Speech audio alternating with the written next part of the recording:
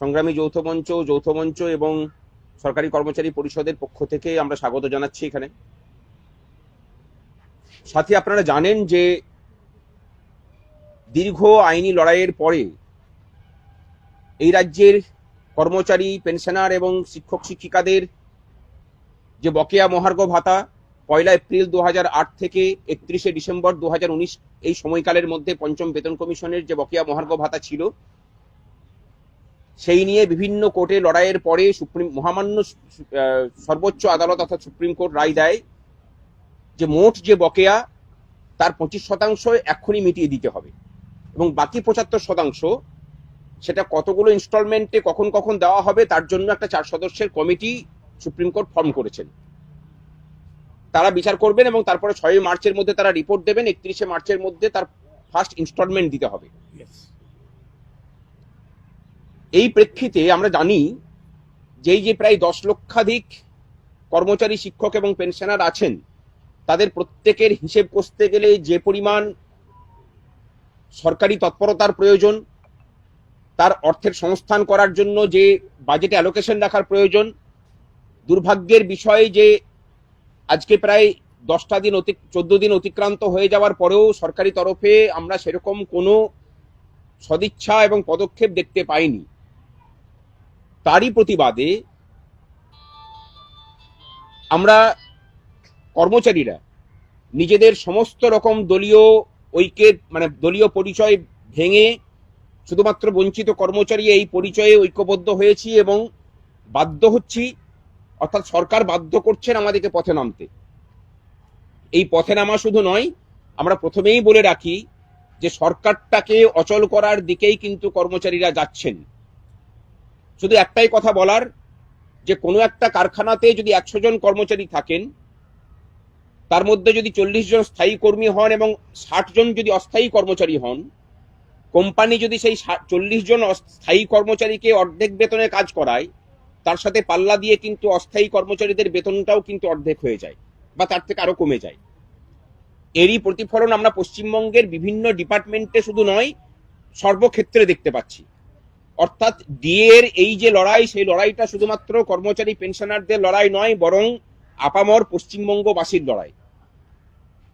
এখানে এটাকে মাথায় রেখে আমরা আগামী 26 তারিখ সমস্ত কর্মচারীদের পক্ষ থেকে ধর্মতলায় জমায়েত হয়ে এক মহা মিছিলের ডাক দিচ্ছি এবং সেই মিছিল কালীঘাটের দিকে যাবে। ধর্মতলা থেকে আমরা ডাক দিচ্ছি যে কালীঘাট চলো। অনেকে হয়তো বলতে পারেন যে কালীঘাটের দিকে যাওয়া কেন? আমরা মনে করছি যে সুপ্রিম কোর্ট রায় দিয়ে দেওয়ার পরেও মাননীয় মুখ্যমন্ত্রীর যে বক্তব্য এসেছে যে এখনো পর্যন্ত নাকি এটা আদালতের বিচারাধীন বিষয়, সেটা সাংবিধানিক পদে বসে থাকা কোনো মুখ্যমন্ত্রীর কথা হতে পারে না, সেটা কোনো দলীয় কোনো পদাধিকারীর তার কথা হতে পারে। তা আমরা মনে করছি যে দলীয় পদাধিকারী যেহেতু কালীঘাটে থাকেন, তাই কালীঘাটের দিকে যাওয়াটাই সমীচীন। কারণ তাকে জানানোর প্রয়োজন যে আদালত কিন্তু তার চূড়ান্ত রায় ঘোষণা করেছে, সেখানে আর কোনো কিছু বিষয় বাকি নেই, তাকে মেটাতে বলেছে। এইটাকে কমপ্লাই করতে হবে এবং আমরা এই 26 তারিখের মধ্যে দিয়ে সরকারকে এটা জানিয়ে দিতে চাই যে সরকারটা তুমি চালাতে পারবে না। যদি প্রয়োজন পড়ে, এই যে যুবসাথী সহ বিভিন্ন প্রকল্প চলছে, এই প্রকল্পগুলো কিন্তু ব্যাহত করার দিকে আমরা যাব। কারণ আমরা যদি আমাদের অধিকার ফিরে না পাই, তাহলে এই সরকারের যে পরিষেবা, সেই পরিষেবাগুলোকে ব্যাহত করার জায়গাতেও কিন্তু সরকার আমাদেরকে যেতে বাধ্য করবে। আগামী 26 তারিখ 12:30টার সময় মেট্রো চ্যানেলের কাছে আমাদের জমায়েত হবে এবং সেখান থেকে মিছিল যাবে কালীঘাটের দিকে। বাকিটা বিশ্বজিৎ দা বলবেন, যৌথ মঞ্চের কনভেনার। সেটা সেই দিনে ঠিক হবে পরিস্থিতি দেখে। আমরা তো কালীঘাট চলোর ডাক দিয়েছি। নমস্কার। সংগ্রামী যৌথ মঞ্চের অন্যতম আহ্বায়ক ভাস্কর ঘোষ তিনি বলেছেন যে আমরা রাজ্যের কর্মচারীরা, শিক্ষক মহাশয়গণ, শিক্ষাকর্মী বন্ধুরা, সমস্ত অংশের এই যে রাজ্য কোষাগার থেকে যাদের বেতন হয়, তারা একত্রিত হয়ে আগামী 26 তারিখ 26শে ফেব্রুয়ারি আমরা কালীঘাট চলোর আহ্বান রাখতে বাধ্য হয়েছি। কারণ আপনারা দেখেছেন যে গত 5 তারিখ মহামান্য সুপ্রিম কোর্ট সুনির্দিষ্ট নির্দেশ দিয়েছেন রাজ্য সরকারকে যে 25% ইমিডিয়েট পেমেন্টের জন্য। ইমিডিয়েট মানে অনন্তকাল চলতে পারে না। আবার 25 তারিখেই রাজ্য বাজেট পেশ হয়েছে, সেই বাজেটে সেই কোর্টের নির্দেশ সেটার বিষয়ে একটি কথা উল্লেখ করা হয়নি। রাজ্য সরকারি কর্মচারীদের এই যে এরিয়ার এর বাইরেও এই ষষ্ঠ বেতন কমিশনের হিসেব অনুযায়ী এই মুহূর্তে 40% মহার্ঘ ভাতা বকেয়া। বাজেটের মধ্যে দিয়ে 4% কথা বলেছেন, তাও আবার 1 এপ্রিল 2026 থেকে কার্যকরী হবে।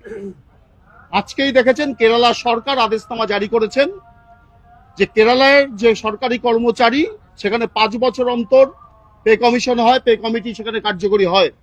সেখানে যে বকেয়া মহার্ঘ ভাতা ছিল, আজকেই আদেশনামা জারি করে সবটা বকেয়া যাটুকু ছিল আপ টু ডেট তারা পেন্ডিং সেটাকে ক্লিয়ার করেছেন। আমাদের বক্তব্য, রাজ্য সরকারের এটা দায় এবং পঞ্চম বেতন কমিশন যে কথাটা বলেছিল, যেটা সুপারিশ আকারে করেছিল যে এআইসিপিআই অনুযায়ী, all India consumer price index অনুযায়ী মহার্ঘ ভাতাটা লিগালি এনফোর্সেবল রাইট, তার উপর দাঁড়িয়ে থেকে এই রাজ্যের মাননীয় মুখ্যমন্ত্রী বিভিন্নভাবে কটূক্তি করেছিলেন কর্মচারীদের নিয়ে। আজকে সেটা নতুন করে প্রমাণিত হচ্ছে, কর্মচারীরা যে দাবি নিয়ে লড়াই আন্দোলন করে চলেছেন সেটা হকের দাবি। সেই হকের দাবিতে আমরা ঐক্যবদ্ধভাবেই, আবারও বলছি, আমরা সব সংগঠনের কাছে আহ্বান রাখছি, যারা এই যে সরকারের কাছ থেকে এই অধিকারটাকে ছিনিয়ে নিতে চান, যে অধিকার আমরা অর্জন করেছিলাম, সেই অধিকারের উপর আক্রমণ, সেই অধিকারটাকে ছিনিয়ে নিতে গেলে সমস্ত অংশেরই ঐক্যবদ্ধভাবে রাস্তায় নামা প্রয়োজন। সেই নিরিখেই আগামী 26 তারিখ রাজ্যবাসী দেখবেন, দেশবাসী দেখবেন যে রাজ্য প্রশাসনের অভ্যন্তরে থাকা সমস্ত কর্মচারীরা ঐক্যবদ্ধভাবে কলকাতার রাজপথে তারা এই দাবিতে সোচ্চারিত হচ্ছেন এবং একইভাবে রাজ্য প্রশাসনের অভ্যন্তরে বিপুল পরিমাণ অস্থায়ী কর্মচারী। সুপ্রিম কোর্টের এখানেও দাঁড়িয়েও তার নির্দেশ দেওয়া আছে যে স্থায়ী পদে অস্থায়ী কর্মচারী নিয়োগ করা যাবে না, আর রাজ্য সরকার ঠিক তার উল্টোটাই করছেন এখানে। ফলে সেই অংশের কর্মচারীদের দাবি নিয়েও আমরা এই 26 তারিখে মিছিলে যুক্ত হচ্ছি। শুধু দক্ষিণবঙ্গের জেলাগুলো কলকাতায় টোকেন আকারে এখানে উপস্থিত হবেন, আর উত্তরবঙ্গে পৃথকভাবে উত্তরবঙ্গের জেলাগুলোতেও ছুটির পর এই মিছিল সংগঠিত হবে। তারাও এই প্রশাসনকে 26 তারিখের এই আন্দোলনের বার্তার মধ্যে দিয়ে দেবেন।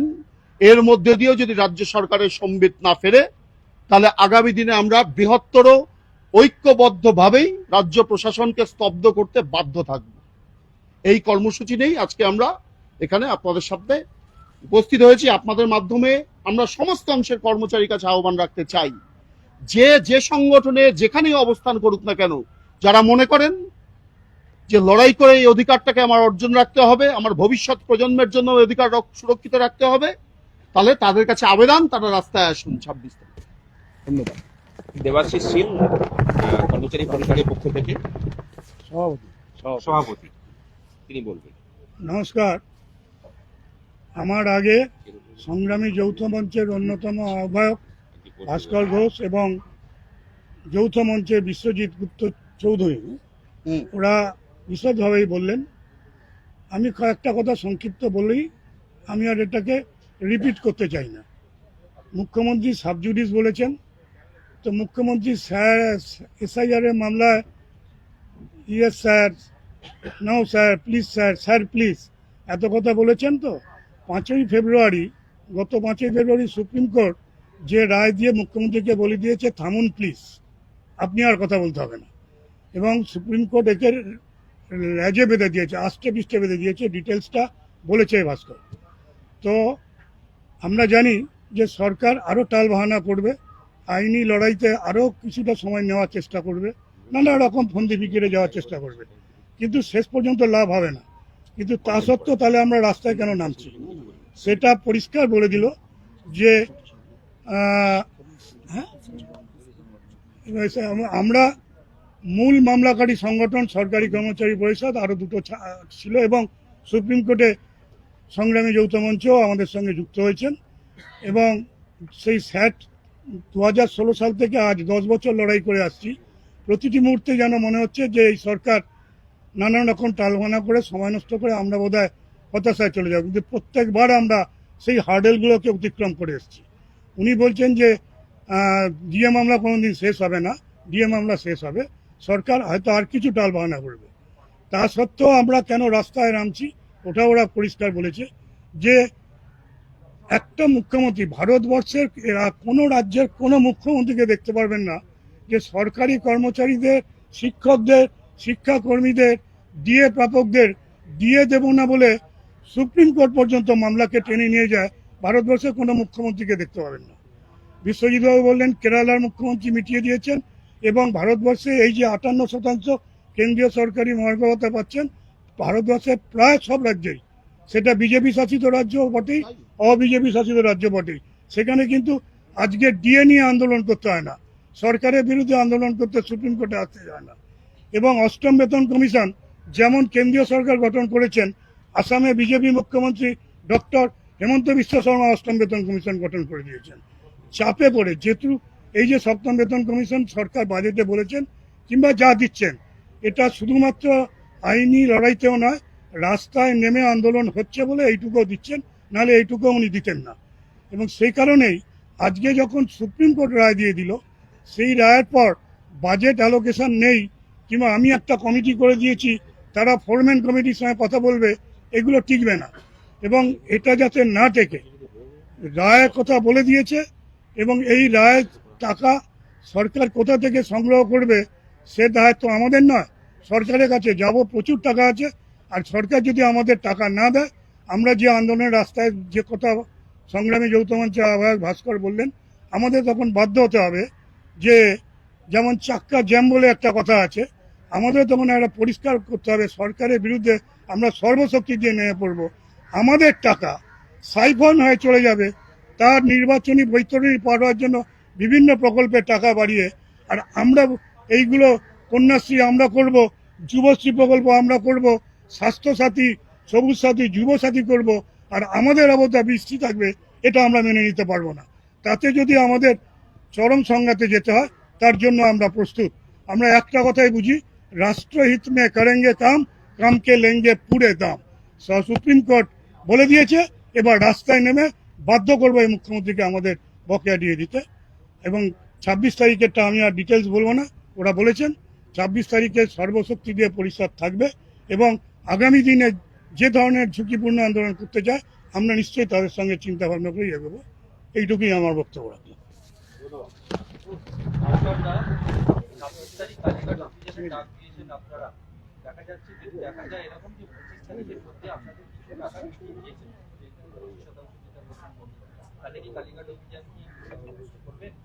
না, সেটা তো আগে মিটিয়ে দিক, তারপর আমরা ভাবনা চিন্তা করব। কারণ আমরা আগে থেকে কমিট করতে পারি না, কারণ আন্দোলন হয় বাস্তবতার উপর ভিত্তি করে। আর আপনি যেটা বলছেন সেটা একটা কাল্পনিক বিষয়, তার উপর ভিত্তি করে হচ্ছে। 25 তারিখে যদি মিটিয়ে দেয়, 25 তারিখ যে মুহূর্তে মেটাবে আমরা আলোচনা করব, আমরা মানে সিদ্ধান্ত প্রত্যাহার করতে পারি, তখন পরিস্থিতি দেখে বিচার হবে। কিন্তু যে জায়গাতে যাচ্ছে তাতে মনে হয় না যে মানে সেরকম কোনো পদক্ষেপ তারা নেবেন বলে। আর সুপ্রিম কোর্টের যে 4 সদস্যের কমিটি, তারাও কিন্তু লিখিত পত্র পাঠিয়েছেন, আপনাদের কাছে খবর আছে কিনা জানি না, নোটিশ পাঠিয়েছে যে আমরা বসতে চাই আপনাদের সাথে।